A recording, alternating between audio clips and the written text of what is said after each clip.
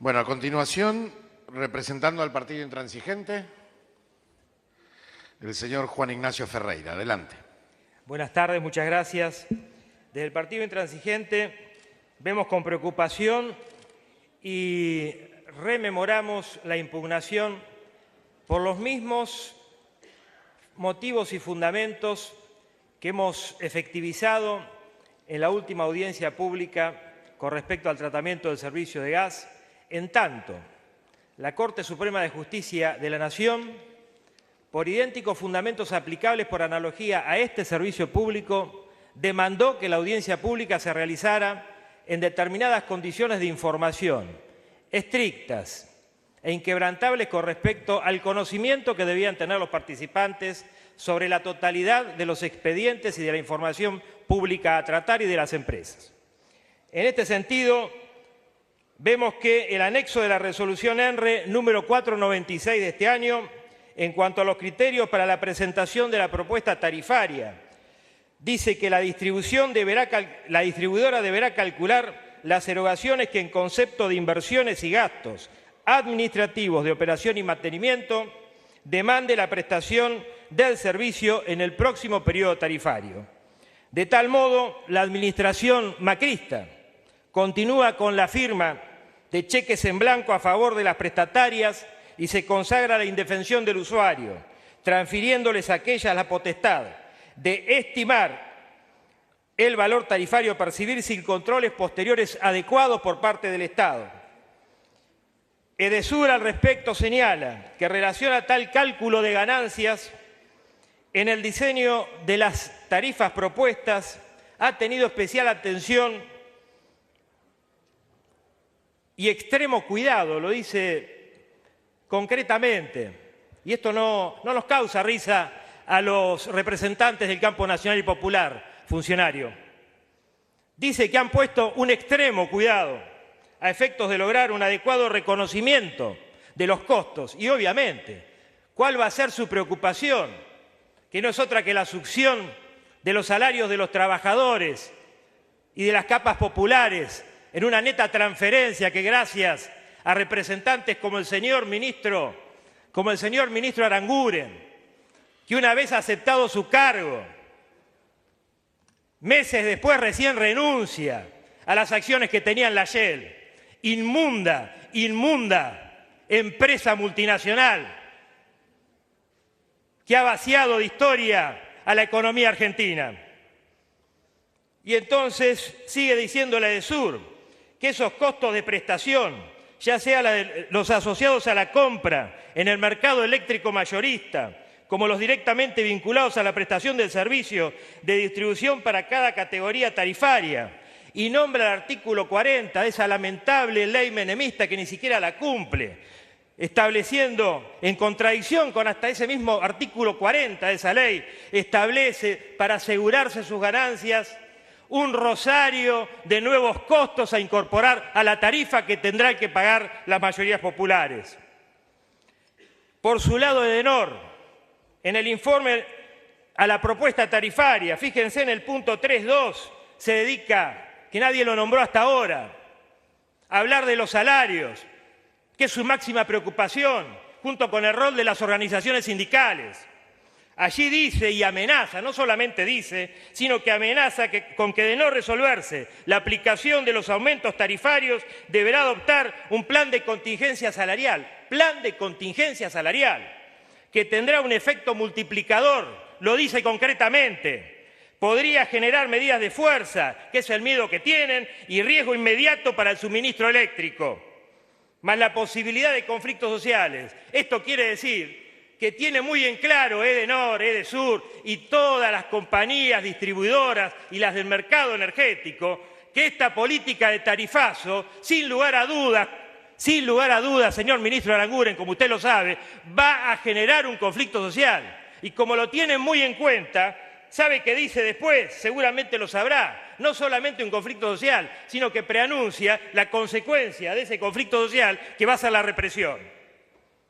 Es decir, amén de la coacción con que fundamenta su informe, parece ser que ese pulpo de la distribución tiene claro el efecto de las políticas que vienen Es decir, a los efectos de presionar la solución del tarifazo, Edenor continúa con su prédica del miedo, afirmando que las medidas gremiales afectarán la restitución del servicio, la operación de las redes y atención de las oficinas comerciales. Esto lo dice concretamente y con su puño y letra. Por su lado, Edesur no tiene ningún empacho ni ninguna vergüenza de presentar un estudio, un análisis de un estudio con apellidos verdaderamente que rememoran el negociado del endeudamiento externo, estructural, que nos legara el apellido Martínez de Oz. Asimismo, condiciona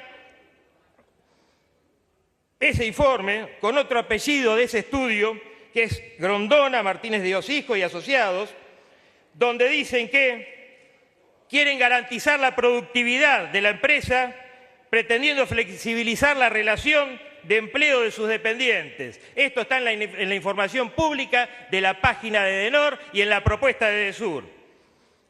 Quiere flexibilizar la relación de empleo de sus dependientes. ¿Y cómo lo quiere hacer? Quiere que se le garantice la capacidad de administrar los recursos, pudiendo modificar esquemas de trabajo en forma dinámica y de acuerdo a las necesidades que quieran los empresarios. Quiere una amplia asignación de tareas conforme criterios de multiprofesionalidad y multifuncionalidad. Quiere trabajadores 4x4 por 2 pesos con 50. Estos trabajadores, también los dice, pueden ser trabajadores tranquilamente eventuales o a plazo fijo. Esto es volver a la flexibilización de los 90. Quiere realizar desdoblamientos en los horarios de ingreso, un sistema de evaluación por desempeño y que sea base del pago de premios y ascensos. Esto lo dice concretamente. Es vergonzoso que estemos tratando, luego de 12 años de recuperación de la soberanía, en todos los casos, política, económica, financiera, tributaria, de la soberanía energética, que estemos tratando estas barbaridades. Es un retroceso lamentable y que como argentinos de bien no vamos a permitir. Y no lo decimos los intransigentes de la nada, señor. Adelantamos que carece de los recaudos fijados por la Corte para la fijación del precio tarifario, al igual que el del gas. Y estas propuestas en examen no pueden vislumbrar ni siquiera la progresividad, ni la razonabilidad, ni la proporcionalidad, ni la justicia del precio de las tarifas. Lo decimos con autoridad moral, otorgado por la historia y por el ejercicio concreto a la hora de gobernar con políticas transformadoras. Me remonto para ello a las enseñanzas dejadas por el mejor gobernador provincial, ese enorme argentino que se llamó Oscar Allende, quien en 4 años, desde el Estado y mediante un modelo participativo en lo social, en lo económico y en lo político que tendrían que aprender, transformó la limitada y la insuficiente realidad eléctrica de la provincia de Buenos Aires. Anticipo que el recurso de tal gestión extraordinaria no es improcedente ni inaplicable a la realidad y al presente debate, que requiere de nuevas formas de gestión en beneficio de las mayorías como único fin de un Estado que defienda el interés general. En aquel momento, Oscar Allende tenía una finalidad muy clara y decía muy bien cuál era el fin de la tarifa, y que espero que lo aprendan, que era utilizar justamente la tarifa como un instrumento de promoción industrial y social y de crear moderna tecnología propia y no importada. Analizando ese escenario abusivo e inoperante, Allende decía algo que se puede aplicar hoy a esta realidad.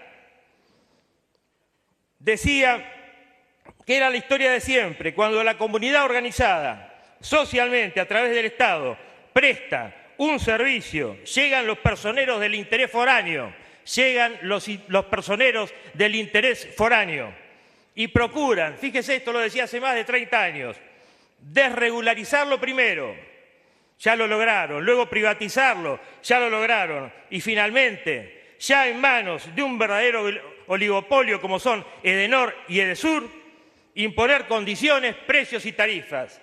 Defendemos como siempre los intransigentes, como en cada momento histórico que nos trató de batir la política de los recursos naturales, de la cuestión energética y los servicios públicos, el interés nacional y el respeto irrestricto por los derechos humanos. Defendemos una solución soberana de resguardo inquebrantable de la defensa de las mayorías y condenamos, al igual que lo decía muy claramente Scalabrini Ortiz, a los funcionarios que en vez de defender el interés nacional pasan a defender el interés foráneo. Y decía que los cipayos son como el cáncer. ¿Saben por qué son como el cáncer? Porque viven del mismo cuerpo que consumen. Y lo que nos preocupa y ocupa a los intransigentes es que los cipayos de ahora quieren vivir, como siempre, del pueblo de la nación argentina y del cuerpo sagrado de nuestro pueblo. Muchas gracias. Muchas gracias, señor Ferreira.